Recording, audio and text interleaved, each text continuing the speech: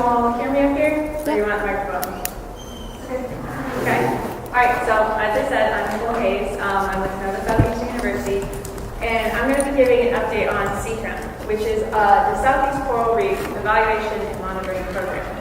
I'm going to be giving updates on the 2016 data set, which is pretty much just collected.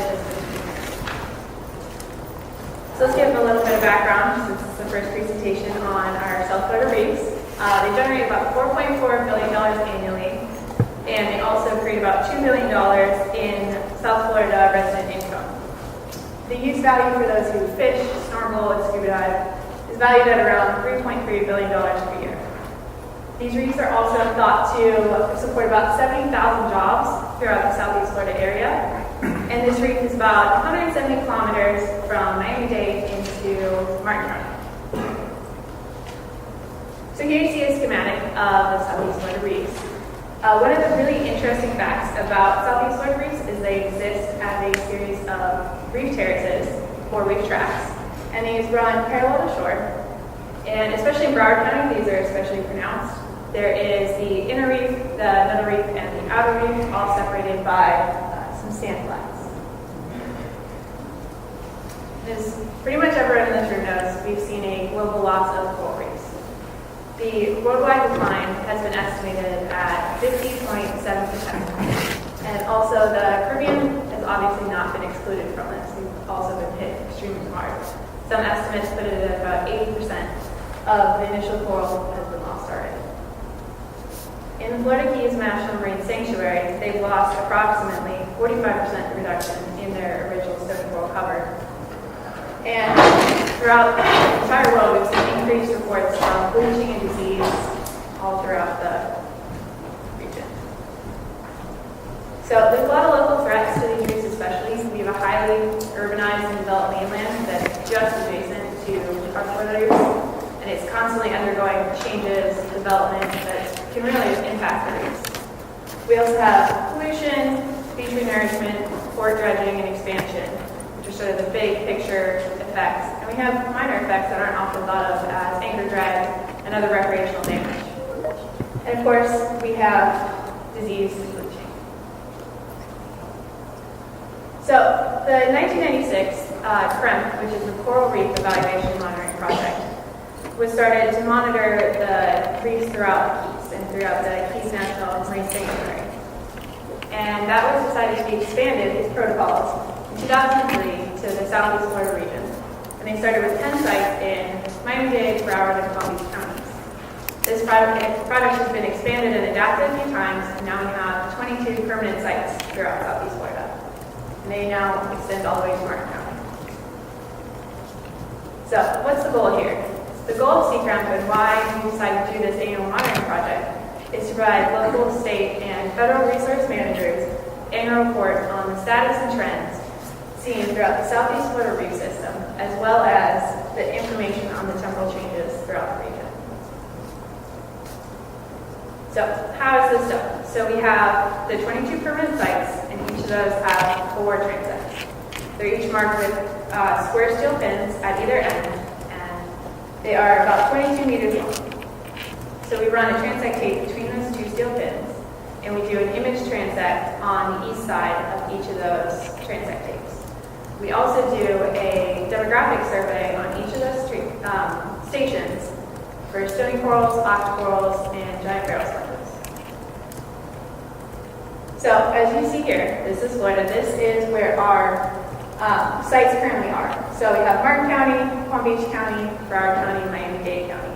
Where you guys see a cluster of 2 or 3 sites, that's where we have sites spread out between the different reef terraces, the middle, the inner, and the outer reef. So for the purpose of this talk, I'm going to mainly be focusing on the stony coral belt transect. So just to give you an idea of exactly what's captured in the data, is we do the full 22 meters of the station. We do half a meter on each side of the transect tape. We ID all the corals greater than or equal to 4 centimeters in diameter. We identify them as species. We take the maximum diameter and the maximum height of those corals. We record the percent fold and risk of mortality. We record any tissue isolates they may have, and we record any conditions. These conditions can include bleaching, disease, or overgrowth, or any number of other things. So we also make note of corals that are under 4 centimeters just by circling them on our sheet. And we do a count of diadema within the transect station. So I'm just going to briefly talk on the regional trends. This is what we've collected from the image analysis. And as you can see, macroalgae is the most variable of all these trends. It's very variable year to year and can often depend on seasonality. Sorry if you guys can't see that. Let me try to dim the lights for you. Yeah. I don't know how, but we'll figure it out. Yeah. Okay. Well, so here in this red line is actually the macroalgae. You guys see it all? A little bit. The black buttons here on your left. Oh, okay. There you go. Excellent. So, as I said, macroalgae is very variable throughout the course of the project. Very seasonal, depending on what day of year we actually sample those sites. Arctic corals had a little bit of a variable trend with a decreasing trend. We found that that's pretty much driven by 2 sites that have a significant loss in coral cover. Sponge covering green has a slight increasing trend since 2003. And since 2005, our stony coral cover region mean-wide has fallen under 5%. Now we have a couple sites that had very high coral cover at the beginning of this project that have decreased, one of them being a cropper site. So that's sort of what's driven that decline we've seen region-wide. But you'll notice that this is only through 2015, and so far we haven't seen any drastic losses of stony corals. So as I said, that's all I'm going to say on the regional trends. What I really want to concentrate on in this talk is the stony coral demographic data and what that said this past year. So here you see the top 5 stony coral species by abundance. And what I want you to notice here is that for the first 3 years, the top 5 species were in the order that they're listed on the screen. Their order didn't change. They were constantly the same top 5 species. But in 2016, that order changed. Although it's still the same 5 species, Montasheri carbonensis were surpassed by Sideracea, and the Agaricea species had passed Stephanacea interceptors. I really want to look at this Montasheri carbonensis numbers for a second. So this is abundance of all the sites within the region example. We went from just about 500 corals to 247. Over the course of a year, we lost over 200 corals. But it's not seen the same for all species. You can see with the varieties that we've actually had an increase in 2016. So it kind of led us to believe that it really is a species-specific event that's happening. And of course, just take a look. This is the number of all the corals of all the stations that we have. We went from roughly 24 to 2,500. That was about 2,500. I also want to draw your attention to 2 other species that aren't in the top 5, but we really saw some drastic declines. From 2013 to 2016, we lost extreme numbers of these 2 species, Dexamethus stepside and the Meandrides, to the point where they're barely even under the same one. So, I talked about abundance. What does that mean in terms of density? We're seeing that huge loss in density. And it turns out we are. You can see this is the Montasheri carbonensis density. And it's stable, generally speaking, from 2013 to 2015 to 2016. You see that drop that we can see in the abundance numbers. The Dexamethus stepside, although it has lower density to begin with, you see a slight trend in 2015, which is interesting, that we were able to capture a little bit of loss in 2015. And really, you just see that drastic decline in 2016. And here, the Meandrides. This is by far one of the most drastic declines. Excuse me. And we see a little bit of loss in 2015, which we can see as we're checking the data.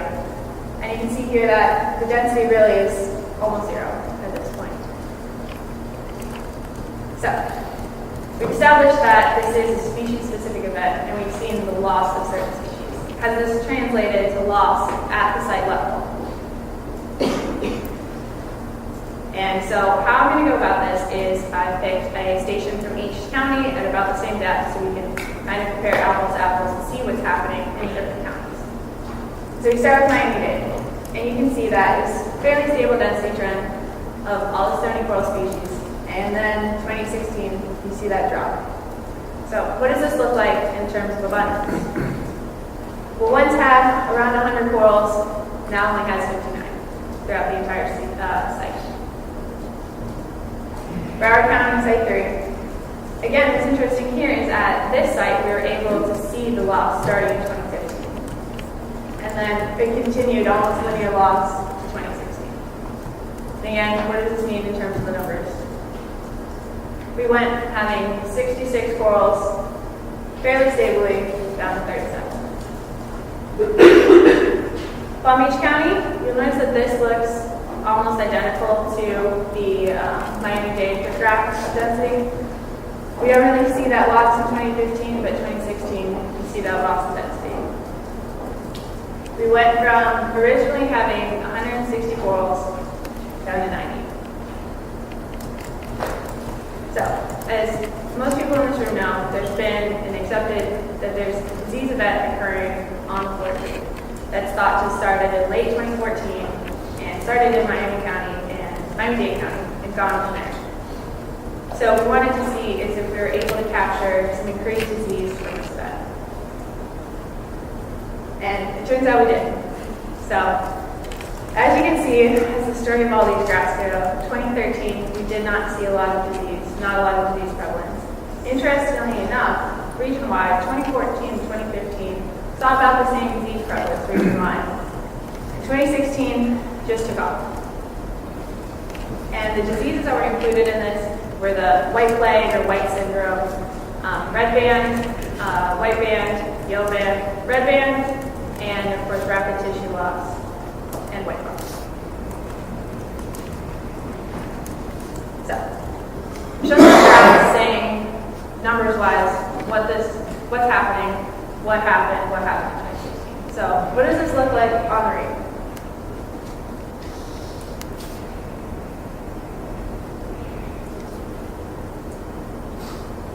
What's interesting about all these photos is they were taken at one day. I only included one species, Montaxia carbonosa, at one site.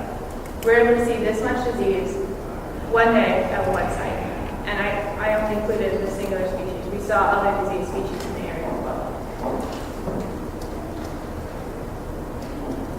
So, we established that 2016, we saw a lot of drastic declines. We saw a lot of disease. We saw a lot of loss of density, loss covered. So what does this mean going forward? What does 2017 hold?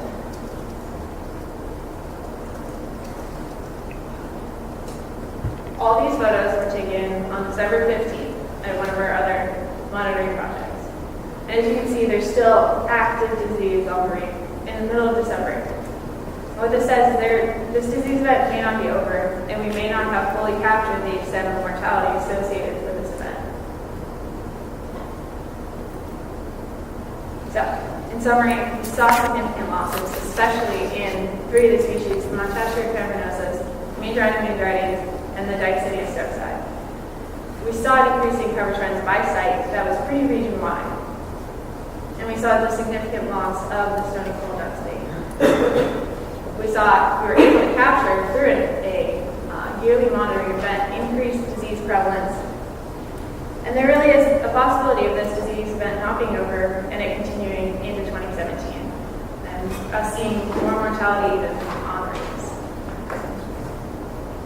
So, with that, I'd like to thank our funding partners, of course, NOAA, Florida DEP, the Fish and Wildlife, of course, NSU, and the whole Cram Lab, because they do a lot of work, field work, data entry, data analysis, point count, and for all coming out and supporting us today. So, thank you guys.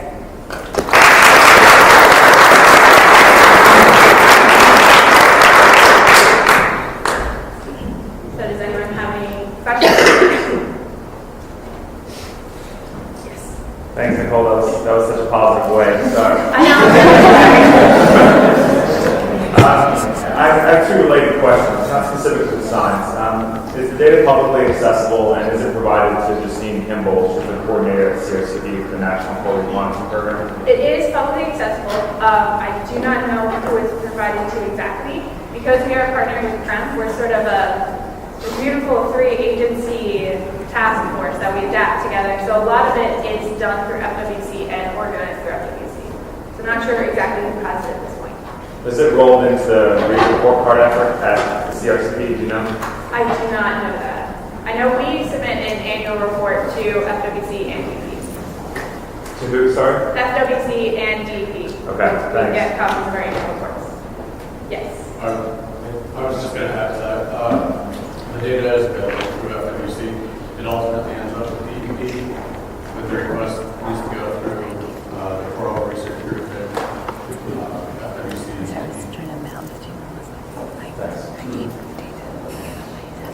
Yes. You can contact Mike Coella at FCC or Robert Zeta. I'll be able to get that information. Okay. Thanks. Yes. I think this is a simple question. Do you remember what time of year you primarily did the sampling in 2015? So 2015, we sample about the same 4 months every year. So we start in Martin County in about March, April, and we sample through about September. So it is, of course, dependent on the weather, depending on the boats we have accessible and everything like that. But about that same 4-month period, and we do try to keep the same sites in the same month. Like we hit Palm Beach at around the exact same time. And we really do try to keep it consistent. Yes. Did you see a correlation between bleaching prevalence and then the disease prevalence?